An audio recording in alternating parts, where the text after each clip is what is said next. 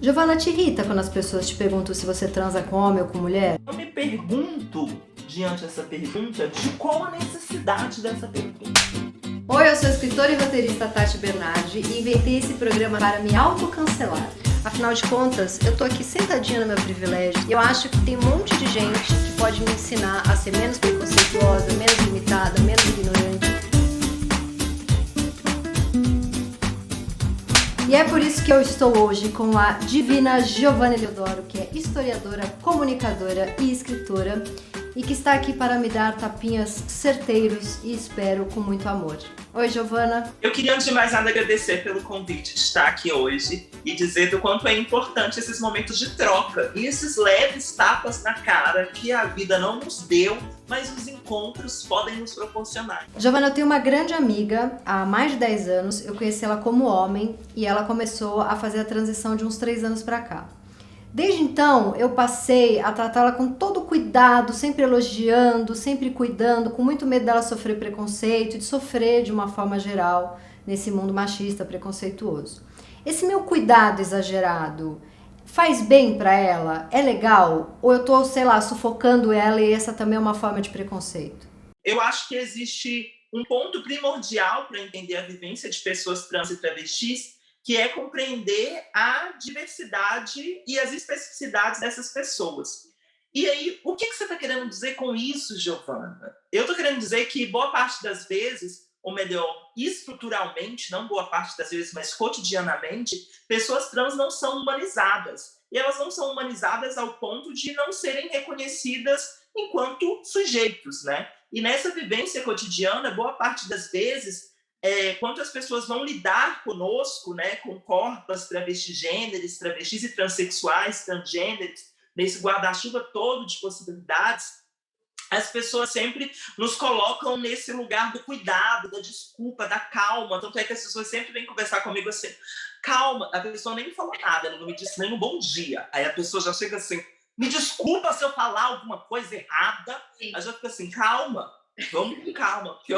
Eu acho que são processos. E eu entendo também do porquê que essas pessoas chegam se desculpando, né? Porque hoje em dia há um grande receio de você ser lido enquanto uma pessoa preconceituosa, enquanto uma pessoa transfóbica, racista. Mas é importante entender isso enquanto uma estrutura. E entender isso enquanto uma estrutura vai fazer com que você reaja com a sua amiga dessa forma. E que eu acho extremamente compreensível e necessária, sabe? Mas aí tá, quem tá falando agora é a Giovana. A Giovana não representa a vivência de todas as travestis e transexuais. E eu nem quero representar todas essas vivências, porque a representatividade é uma palavra que não dá conta, né, de toda a diversidade que abrange a nossa sociedade. Então, assim, eu não quero representar todas, mas eu particularmente me sinto muito agraciada quando eu percebo que as pessoas que estão ao meu lado, elas se importam com a minha vida. A gente precisa de lembrar que esse é o país que mais mata travestis e transexuais em todo o mundo. E todo cuidado ainda é pouco, né? Todo cuidado ainda é o mínimo perto, né, de toda a estrutura que está pronta para poder nos matar, para poder nos violentar diariamente. Eu sempre falo trans, mas eu fico na dúvida se eu posso usar travesti, por exemplo. Quando é que a gente usa trans e quando é que a gente usa travesti? É importante a gente se dar conta de que a identidade travesti é uma identidade latino-americana. Não existe travesti em outro lugar do mundo, senão nos países que fazem parte do eixo latino-americano, que foi construído o imaginário de que travestis são violentas, que travestis machucam, que travestis andam com navalhas. A travesti, durante a década de 1970 a 1980, vou fazer a historiadora aqui agora, foi extremamente perseguida, assim como hoje é. Mas existiam operações como a Operação Tarântula, que é uma operação que é um marco para a história do movimento trans, que é quando a polícia resolve, né, agir com um plano muito bem arquitetado para poder caçar as travestis, para poder eliminar elas das ruas. E é nesse momento, como forma de resistência, que elas criam armaduras, que nós criamos armaduras, as que me antecederam criam armaduras para poder resistir a esse ambiente de opressão. Então, entender a diferença da travesti para transexual passa por um processo também de entender a história dessa identidade aqui no Brasil e na América Latina, entender como ela foi marginalizada ao ponto de ninguém mais querer falar a palavra travesti e achar que é um xingamento. Quando me chamam de travesti, pra mim é um elogio. Giovana, te irrita quando as pessoas te perguntam se você transa com homem ou com mulher? Esse tipo de pergunta é ofensiva? E de onde você acha que vem essa curiosidade? Eu me pergunto, diante dessa pergunta, de qual a necessidade dessa pergunta. Até que momento que a minha vida sexual, a minha prática sexual te interessa? Porque boa parte das vezes as mensagens que eu recebo é como você transa. Eu não viro pra você e pergunto como você transa, né? A partir do momento que a gente criou uma amizade, criou uma relação onde há espaço pra isso, é um outro contexto. Mas se você não me conhece, me conheceu por meio das redes sociais, acabou de me encontrar na rua, acabou de saber que eu sou trans, não cabe a você perguntar isso, né? E aí tá nesse campo, porque as pessoas falam, ah, mas você virou uma mulher. Primeiro que ninguém vira, esse negócio de virar. Eu não virei um CD, mudei o lado da fita e virei, não foi isso. São processos que são construídos. Giovana, aproveitar aqui que minha cara já tá ardendo de tanto tapa, fazer mais uma pergunta que eu tenho certeza que vai te irritar, mas eu acho importante a gente falar que essas perguntas irritam, incomodam e podem ser ofensivas. Quando te perguntam se você vai operar, se você já operou, se você toma hormônio, esse tipo de pergunta é ofensiva, muito invasiva e grosseira. Porque, primeiro, eu não vou virar pra você e vou perguntar, e aí, quanto você vai botar um silicone nesse teu peito? Eu não vou virar pra você e falar assim, quanto você vai mudar o teu nariz? Porque, assim, são processos muito individuais e que constroem também um estereótipo, um padrão, sabe?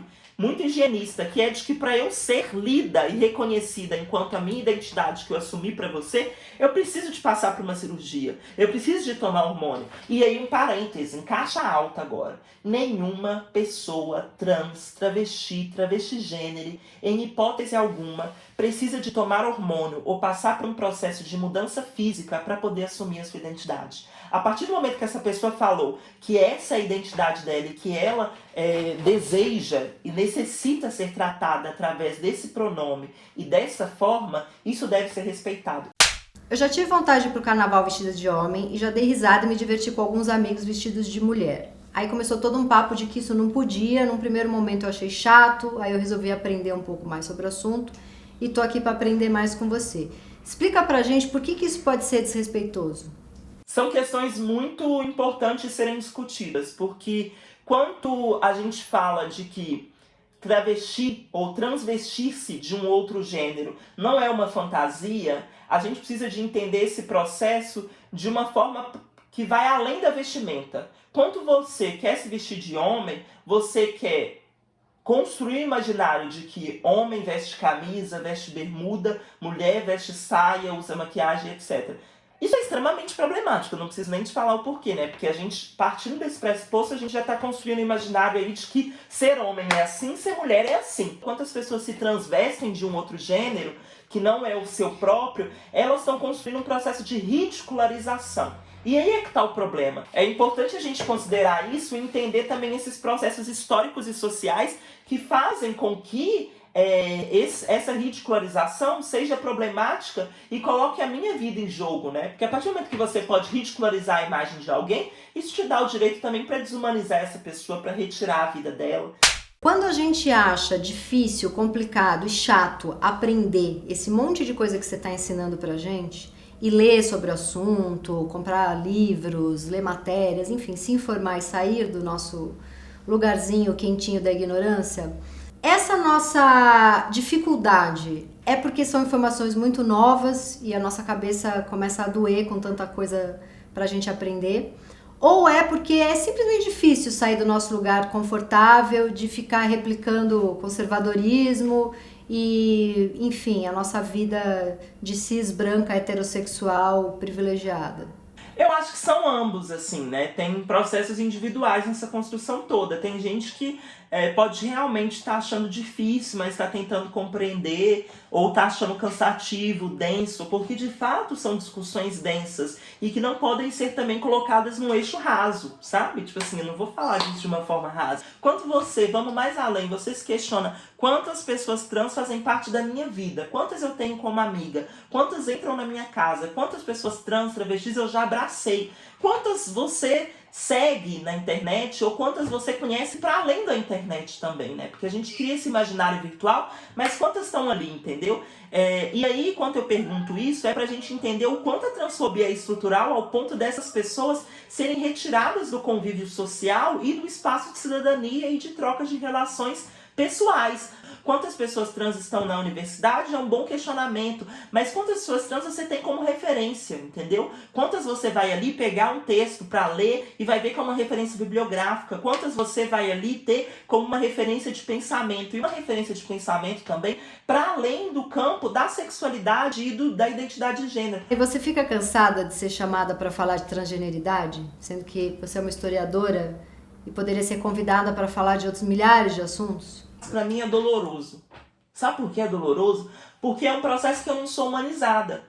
Eu não sou humanizada ao ponto das pessoas não entenderem que eu sei e tenho capacidade e capital intelectual para discutir sobre outras coisas. Para discutir sobre o campo econômico, para discutir sobre o campo cultural, para discutir sobre o campo histórico e social. Mas eu sou posta sempre para poder falar sobre as mesmas coisas. E eu não sou colocada para falar sobre as mesmas coisas porque eu quero falar sobre as mesmas coisas. E aí as pessoas falam, nossa, mas você só fala de pautas trans. Nossa, o que eu menos queria ter que falar era sobre transfeminicídio e o quanto travestis morrem nesse país. Giovana, mas eu acho que também é super importante você falar dessas coisas. Você é uma figura central de referência para várias meninas e meninos, para desmistificar, informar, enfim, encorajar todas essas pessoas. Tem um lugar aí que eu acho que é necessário a gente também distinguir, assim, que esse processo de importância de discutir sobre questões trans, né, questões que envolvem a minha vivência, realmente é algo fundamental. Mas também é necessário que a gente humanize esse processo, porque falar de vivências trans por si só no lugar da pauta identitária, não nos humaniza, nos coloca num lugar, inclusive, que reproduz essa lógica de uma série de preconceitos que eu vejo no meu dia a dia. Existe esse lugar que é da representação, que é um do que foi posto para mim, né? Você é representante de várias outras meninas transexuais, travestis, várias pessoas trans. Eu fico muito feliz com isso. Mas, por um outro lado, eu acho que maior ainda que a minha felicidade é também a minha dor. Porque as pessoas não entendem que a representatividade, ela parte de um problema. Um problema que é a inexistência da representação de determinadas pessoas em determinados lugares. A ausência delas. Eu não me interesso pela representatividade, eu me interesso pela proporcionalidade. Eu não quero ser a única pessoa trans e travesti ocupando esses lugares de fala sobre as minhas vivências. É muito cansativo e também cai num lugar que eu hoje já questiono, né? Por exemplo, você quer saber essas informações? Então vamos fazer uma consultoria? Eu posso te dar uma consultoria, e aí? Vamos trabalhar com valores? Porque o meu intelecto, o meu conhecimento, ele também precisa de ser reconhecido. E ele precisa de ser reconhecido no campo financeiro também. Porque é isso que garante a minha subsistência nessa lógica capitalista, né? Então, assim, quanto que eu tô falando isso é para as pessoas também reconhecerem que quando pessoas trans estão dispostas a estar nesse lugar didático, elas estão fazendo também um favor, sabe? Giovana, eu tô até aqui com calor de tanto tapa na cara que eu levei. Nossa conversa foi maravilhosa. Muito obrigada por você ter topado, ter participado. Você foi incrível. Muito obrigado.